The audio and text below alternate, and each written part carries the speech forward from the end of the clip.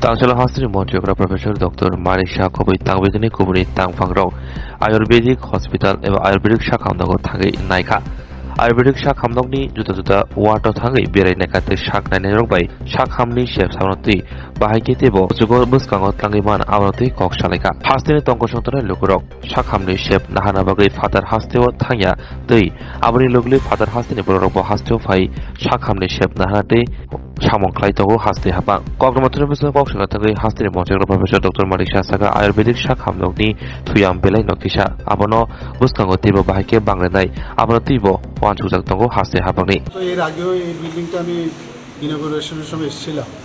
তো এই হসপিটাল তো বহু পুরনো, আর সেই যে বিল্ডিংয়ে প্রথমে আমি ঢুকলাম, স্টেট আয়ুর্বেদিক হসপিটাল সম্পর্কে মানুষের মানে অনেক বেশি এক্সপেকটেশন আছে এবং প্রচুর পরিমাণে পেশেন্ট আসছে এখানে। যারা দেখলাম এখানে ওপিডি পেশেন্টও প্রচুর, আইপিডি এখানে 50টা বেডের ব্যবস্থা আছে, কিন্তু তার থেকেও বেশি পেশেন্ট আসছে।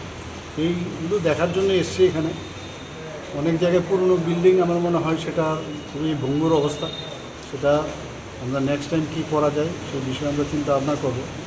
আর এখানেও আমরা একটা প্ল্যানিং আছে যে এটা আয়ুর্বেদিক ইনিশিয়ালি এটাকে আয়ুর্বেদিক মেডিকেল কলেজ করা যায় কি না, তো সেই বিষয়ে চিঠিও দেওয়া হয়েছে, সেক্রেটারি মহোদয় চিঠি দিয়েছেন। তো প্রথমে আমরা স্টার্ট করব এখানে আয়ুর্বেদিক মেডিকেল কলেজ, তারপরে যেটা রেন্টার্স কলোনি হোমিওপ্যাথিক হসপিটাল আছে স্টেট হসপিটাল, সেটার পাশে জায়গা বলছে আছে। তো দুটো মিলে একসাথে আমরা হোমিওপ্যাথিক মেডিকেল কলেজ এবং আয়ুর্বেদিক মেডিকেল কলেজ সেই চিন্তাভাবনা আমাদের আছে। কিছু কিছু সমস্যা তো সব জায়গায় থাকে, তো সমস্যাগুলো যাতে তাড়াতাড়ি সমাধান করা যায় সেই বিষয়ে আমি ডিরেকশন দিয়েছি এবং আশা করি সেগুলো কাজে আসবে। যেহেতু মানুষ আয়ুর্বেদ হসপিটালে আসছে কিন্তু বেডের সংখ্যা কম, বেড বাড়ানোর কিন্তু আপনি কোনো সরকার সেই তো বললাম আমি যে এখানের যদি বিল্ডিংয়ের উপরে আরও যদি আমরা এটা বাড়ানো যায়, দেখতে হবে এটা বাড়ানো যায় কি না, তাহলে automatically medical Ayurvedic medical college যেহেতু করবো ইনিশিয়ালি, তাহলে বেডও বাড়াতে হবে। তো সেই চিন্তা ভাবনা আছে। আর যেখানে মেডিসিন নিয়ে প্রশ্ন করেছিলেন আপনারা, তো আমি জিজ্ঞেস করেছি সেখানে যে প্রপার যে টেন্ডার সেটা করা সম্ভব হয়নি। তো ইমিডিয়েট 2 মাসের জন্য একটা ফান্ড দেওয়ার কথা বলা হয়েছে এবং সেক্রেটারি মহোদয় আমাকে বললেন যে অলরেডি একটা ইমিডিয়েটলি একটা ফান্ড দেওয়া হয়েছে, যাতে টেন্ডার কল করার আগে ওই মাঝখানে যেন গ্যাপ না যায় সেই ব্যবস্থা করেছে। মেডিকেল মানে যে কলেজ করার কথা বলছেন আপনি, মানে সেটা কতদিন লাগতে পারে বা কত দূর এগিয়ে? সেটা তো প্রসেস একটা, ডেন্টাল কলেজ যেরকমভাবে করেছি, তো ন্যাচারালি আমরা সেইভাবে চেষ্টা করবো। আর সবসময় চাই যে তাড়াতাড়ি সব জিনিস চেষ্টা থাকবে তাড়াতাড়ি যেতে হয়। স্যার এমআরআই ক্ষেত্রে দেখা যায় দুটো মেশিন মানে ত্রিপুরা সরকারিভাবে আছে, তো তার মধ্যে একটাই কাজ করে আর একটা ক্যান্সার হসপিটাল যেটা কাজ করছে না সঠিকভাবে।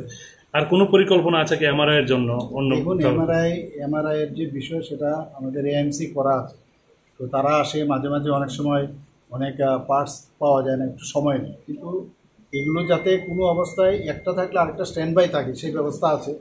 এবং কোনো অবস্থায় এরকম হবে না একদম পেশেন্টের অসুবিধা হচ্ছে সেই অবস্থা নেই, একটা যেহেতু স্ট্যান্ড বাই আছে সেটাকেও যাতে ওয়ার্কিং কন্ডিশনে আনা যায় সেভাবে আমি বলে যে আমার কাছে খবরটা আছে এবং আমার গোচরও আছে।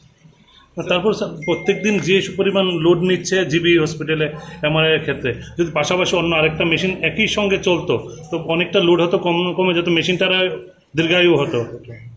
সেক্ষেত্রে এগুলো তো বেশি লোড পড়লে তো মেশিনেরও একটা ক্যাপাসিটি আছে, নিয়ে বসবো যখন রিভিউ মিটিং হবে সেই বিষয় নিয়ে কথাবার্তা বলবো।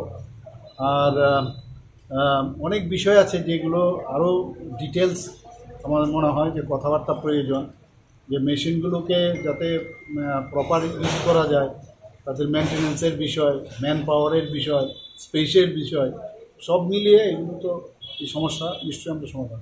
স্যার পাবলিক ডিমান্ড একটা আছে স্যার, আজকে যেভাবে আপনি ভিজিট করলেন আগে থেকে বলে, কিন্তু পাবলিক চাইছে যে স্যার যাতে আপনি না বলে হঠাৎ করে ভিজিট করা। আজকে কিন্তু না বলে এসছি আমি, ঠিক হাফ অ্যান আওয়ার বাদে খালি খবর দেওয়া হলো আমি আসবো।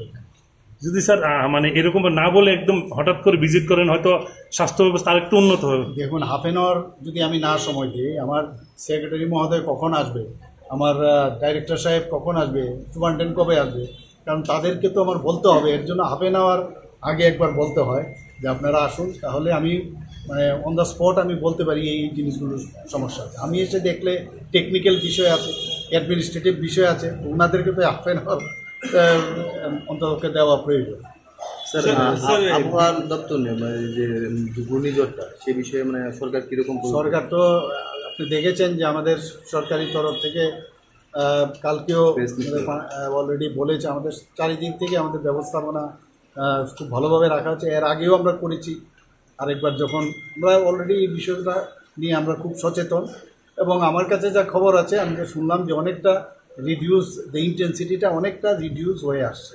তো সবার জন্য মঙ্গল এই খবরটা শোনার পর আমরা তৈরি আছি। আদারওয়াইজ তো যা যা সব ডিপার্টমেন্ট ওয়াইজ সবাইকে বলা হয়েছে রেডি থাকার। স্যার এই গতকালকে